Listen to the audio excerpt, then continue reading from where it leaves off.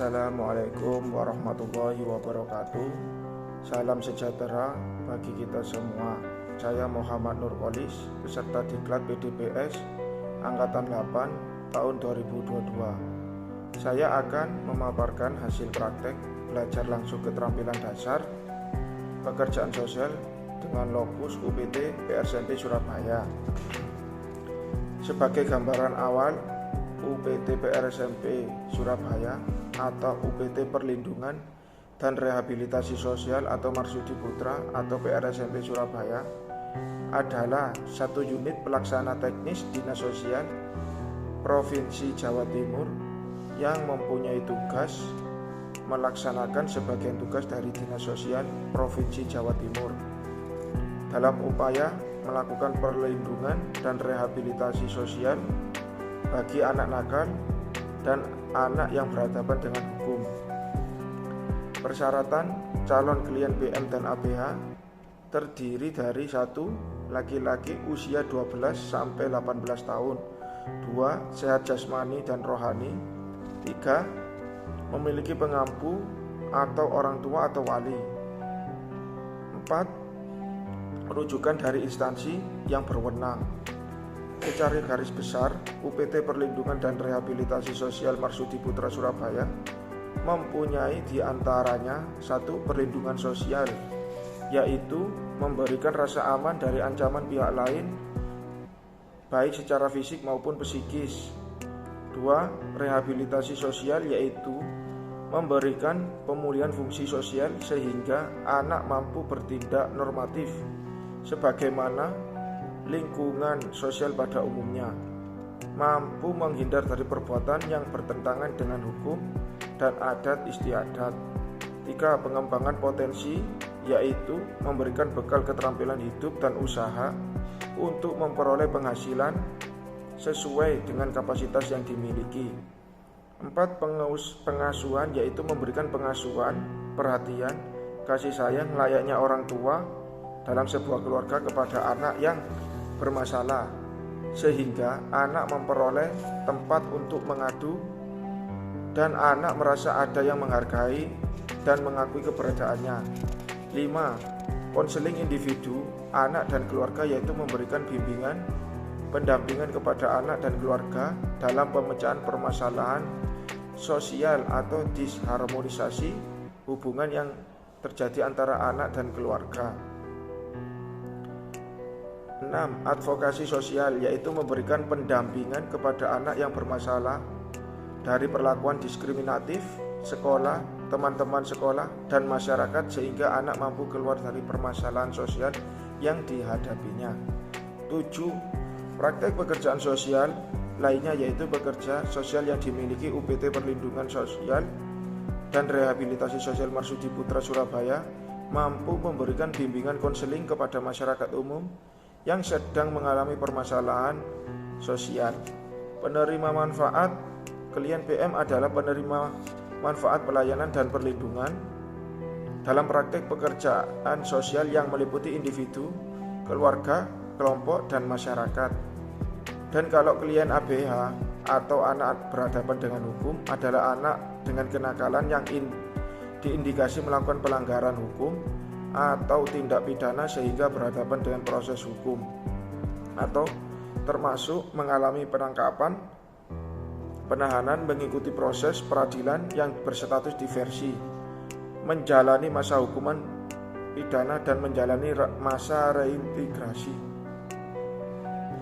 Pada orang tua atau keluarga anak yang menjadi korban tindak pidana yang berhadapan dengan hukum atau anak yang menjadi saksi tindak pidana sehingga anak berhadapan dengan hukum.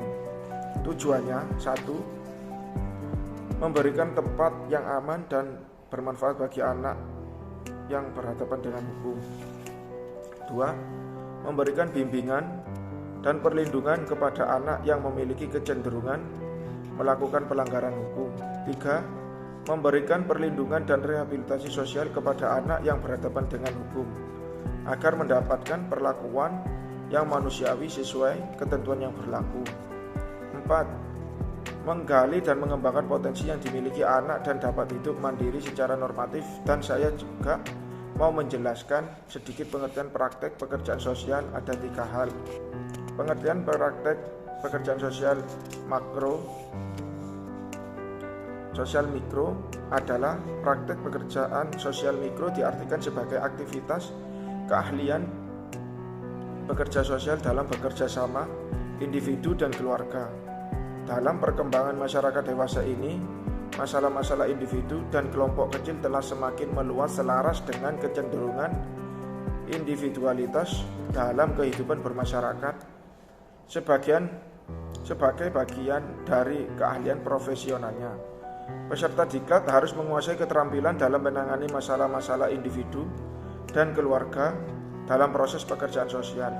Metode pekerjaan sosial dalam praktek mikro meliputi social casework, yaitu praktek pekerjaan sosial dalam pemenuhan kebutuhan serta pengembangan individu dan keluarga. Pengertian praktek pekerjaan sosial meso adalah praktek pekerjaan sosial meso diartikan sebagai aktivitas keahlian pekerja sosial dalam bekerja bersama kelompok. Metode pekerjaan sosial dalam praktek meso adalah social group work, yaitu praktek pekerjaan sosial dalam pemenuhan kebutuhan serta pengembangan kelompok. Pekerjaan sosial kelompok merupakan metode pekerjaan sosial yang menggunakan pengalaman kelompok sebagai sarana utama untuk membantu meningkatkan kemampuan dalam melaksanakan peranan sosial, pertumbuhan, dan perubahan di antara anggota-anggota kelompok.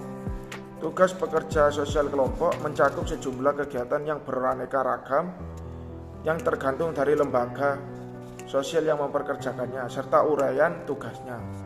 Pekerjaan sosial dengan kelompok sosial atau social group work sebagai metode dalam pekerjaan sosial merupakan suatu cara bekerja dengan kelompok secara sistematif dan terencana, juga sebagai aspek dasar praktek pekerjaan sosial.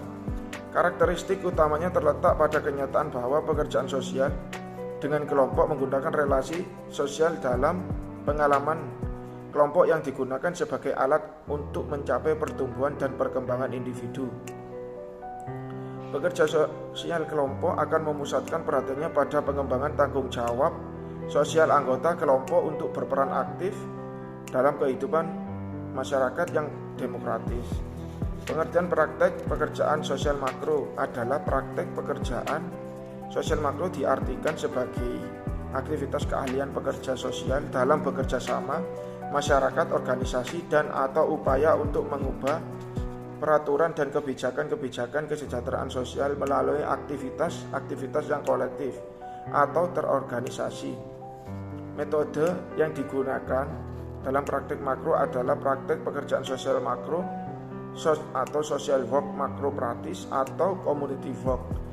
Ada 3 model klasik yang menjadi acuan praktek perorganisasian masyarakat atau praktek pekerjaan sosial makro, yaitu pengembangan masyarakat, locality development atau community development, perencanaan sosial atau social planning, dan aksi sosial, social action.